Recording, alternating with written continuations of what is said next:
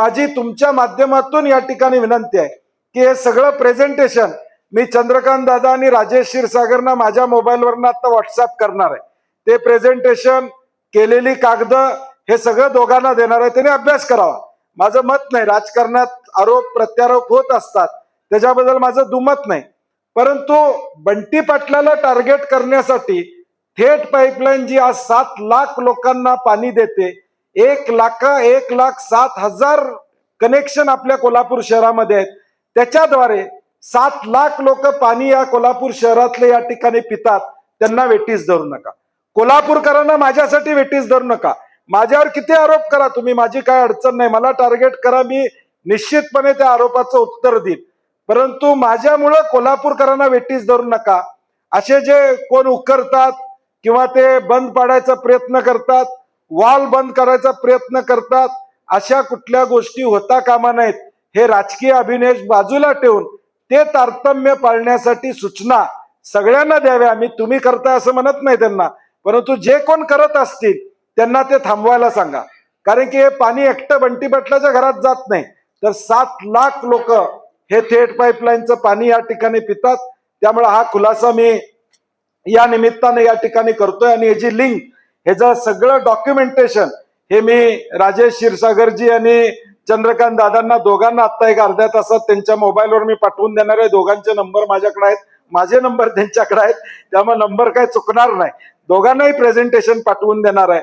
आणि म्हणून हे कधीतरी मी बऱ्याचदा याच्यावर बोललेलो आहे, परंतु आता निवडणूक आली की हा विषय येतो, निवडणूक संपली की हा विषय येत नाही। लोकसभेला विषय आला, विधानसभेला विषय आला, माझं म्हणणं आहे विधानसभेला तुम्ही याच्यावर चर्चा केली, बरंच बोलला, मग राहिले आता 1 वर्ष झालं तुम्हाला सत्तेत येऊन, वर्षात तुम्ही मीटिंग घेतली का थेट पाईपलाईनची? थेट पाईपलाईन मध्ये काय अडचणी आहेत का त्याची बैठक तुम्ही लावली का? किंवा त्यातल्या चुका दाखवण्याचं काम तुम्ही केलं का? तर दाखवलं नाही। आणि म्हणून माझ्या वतीनं तमाम कोल्हापूरकरांना मी ही माहिती आपल्यापर्यंत पोहोचवतोय। पुढचे 10 दिवस, 7 तारखेला माझा जाहीरनामा काँग्रेस पक्षाचा आमचा येणार आहे, त्यामुळे पुढच्या 10 दिवसात या कोल्हापूरच्या डेव्हलपमेंटचे विषय घेऊन जाणार आहे। माझ्या दृष्टीने थेट पाईपलाईनचा विषय मी आज संपवलेला आहे। आता त्यांच्याकडून काही आलं तर त्याचं उत्तर मी देणार नाही, कारण की मी क्लिअर केलेलं आहे, माझा स्टँड क्लिअर केलेला आहे, माझे डॉक्युमेंटेशन पुरावे मी तुमच्या पुढे दिलेले आहेत।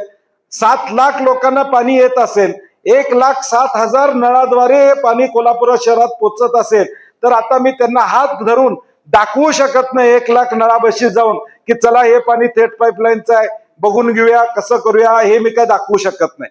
जर त्यांनी ठरवलंच असेल डोळे बंद करून या ठिकाणी बघायचं, तर मी त्याला उपाय करू शकत नाही। माझ्याकडून आता ह्याच्यावर अजिबात मी चर्चा करणार नाही, मी ही भूमिका मांडलेली आहे।